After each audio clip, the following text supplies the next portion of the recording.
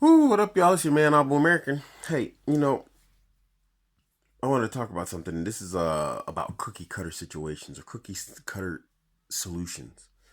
And I'd like to ask you guys and girls, whoever else, to stop giving people cookie cutter solutions to problems. You know, um, it's not going to work. Problems have to be dealt with on an individualistic level.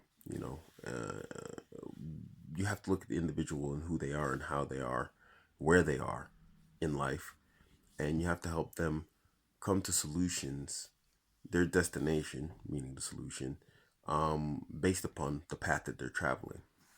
If a person has a specific problem, but you both have the same destination, you can't give them your path or your solution to your problem. When we're talking about life, maybe mathematics or something like this, you can do that because it's fixed. But in life, you traversed a different path than that person altogether. To give him your solution is to give him the map from your house to the destination you're going to, figuratively speaking. And he didn't start his quest at your house. And even if he did, maybe he went off the path somewhere. Maybe you guys broke off somewhere, and now he's off the beaten trail and he's somewhere else in life. And he needs to be taught, or she needs to be taught, how to get to the destination from where they are right now. We see this in siblings.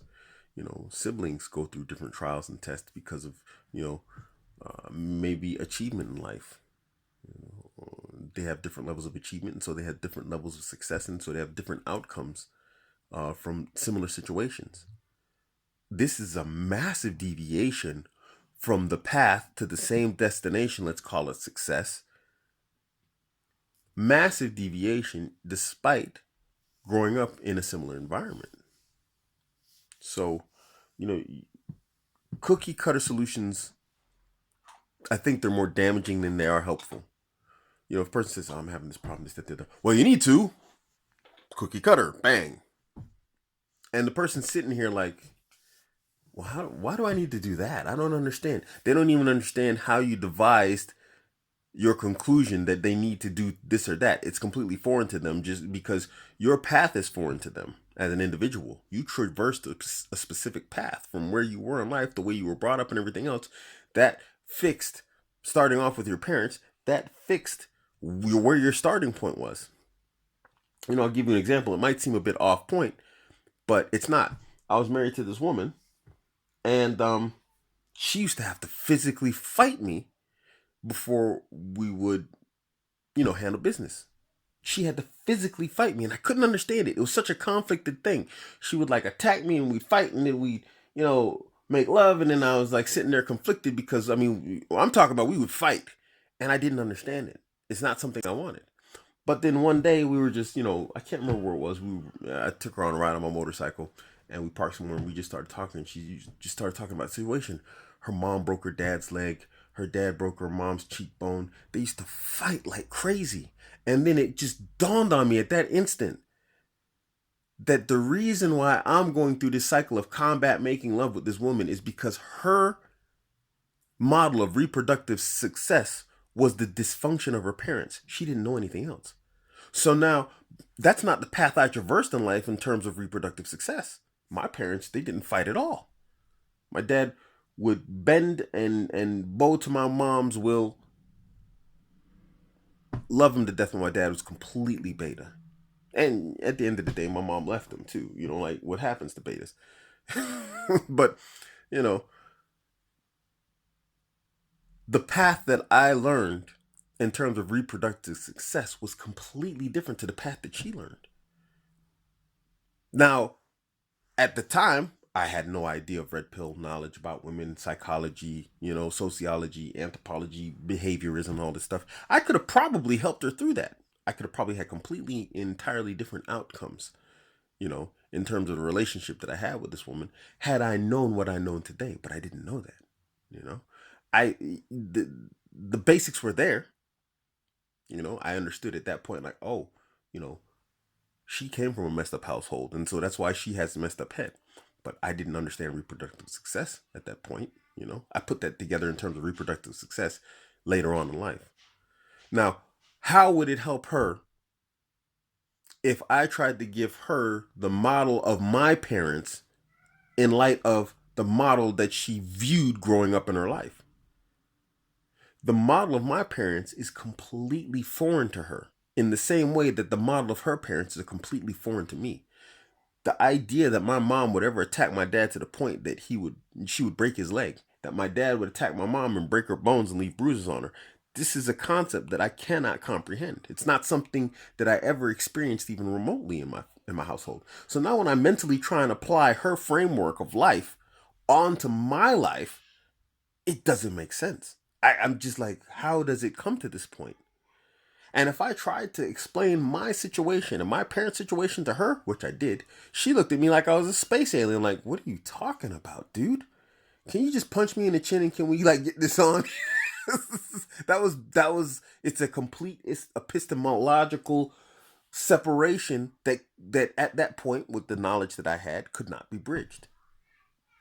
So when you're giving people solutions to problems, please try and understand that everyone came up in a different way. This isn't to feed into the snowflake ideology. We're not going to treat everyone like a snowflake. That's not what we're going to do.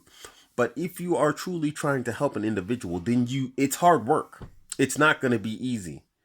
And it's not a matter of treating him like he's a snowflake. And I'm not defending snowflakes. Snowflakes have their own set of problems that are different than what I'm talking about. But it's not to treat the person like they're a snowflake, to look at their situation in depth so that you can honestly answer a question. If you're building a house, you don't I'm remodeling here. You don't measure the kitchen in order to make furniture for the bedroom. Why would you do that to people? Don't do that stuff. It's damaging. Because if I measured this bedroom here so that I can install furniture in my kitchen, an oven and sink, or whatever else, what do you think is going to happen? Everything's going to be in the wrong place.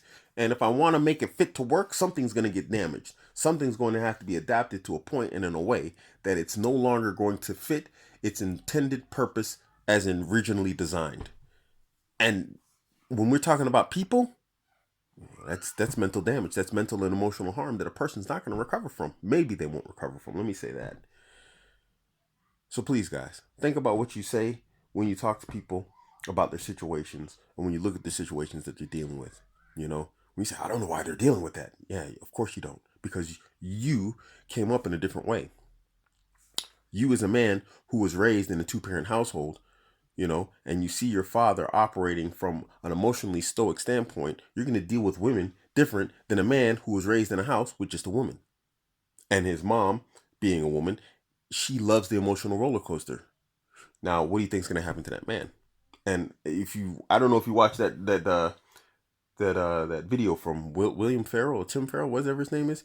He proved statistically that every single mass shooter in America, the high school ones, they all came from single parent households led by a mother. Every last one of them. They don't learn emotional stoicism. You giving him the solutions of your father don't make sense to him because he didn't grow up with his father. He doesn't have a clue what you're talking about. Well, you just gotta man up. What does that mean to him if he grew up with a bunch of women? He has no objective experience in dealing with men to where he can say manning up means this or that, the other. He's got the female ideology of manning up, which means give me what I want. And if you don't give me what I want, when I want, how I want it, then you're not a real man. AKA your failed utility. I don't know, man. Guys, think about what you say when you say it. Don't fall into the same tropisms that feminisms and gynocentric women fall into, where you're just cookie cutter. A real man does this, a real man does that, and you don't have any solutions or ideas or concepts of what it is to be a real man and to teach a guy how to be a real man. It's not going to fix his problems, and he might be looking to you for it.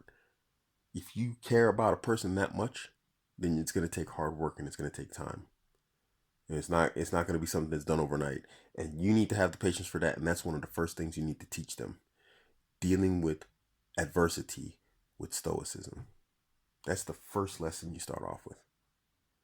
Because tomorrow, when he goes home and you go home and you wake up and he wakes up, he's still dealing with whatever problems he's dealing with. So if he doesn't learn the patience to deal with his problems from day one, if you don't start teaching him that, what do you think is going to happen? He's going to get up tomorrow and it's going to be like you didn't talk to him. He needs practical information and steps to deal with his issues. And that's going to come from emotional stoicism. Separate yourself from the problem for long enough to look at it from a picture. He's going to be sucked back into it anyway because that picture is his life.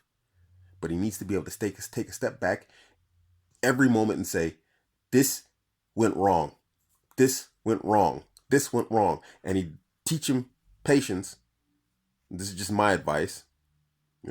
Teach him patience. And you say, okay, now, after a while, and this is what I'm trying to give you some practical examples, like of how you work with a person. So the person is now focusing on the problems, but you don't want them to be problem oriented. You want to be solution oriented. So you want to teach them how to deal with problems as they come about. So it comes to a point where some people don't even recognize the problems when they're happening. They only recognize it after it happened, which is fine. But then after a while, when you start identifying problems, what happens? You start identifying the triggers to those problems. If you're a regular thinking person. And if he doesn't do that, if he's not able to do that, then you have to teach them how to do that. That's the next step. Now he starts identifying the triggers to his problems. What does he do? Now he learns how to avoid those triggers or to shut those triggers down. Emotional stoicism. He will not come a step further until he learns how to be patient with his situations and observe them objectively. How did I get here to this problem? How do I prevent it in the future? Anyway, this is just some advice of mine. That's a cookie cutter that you can apply. Teaching a man or a woman patience and stoicism. Okay, women, you're not going to learn stoicism. But patience. It's your man, Abuamerican. Catch me on Instagram, Twitter, Facebook, all at Abuamerican. Oh, and steam it. I'm out.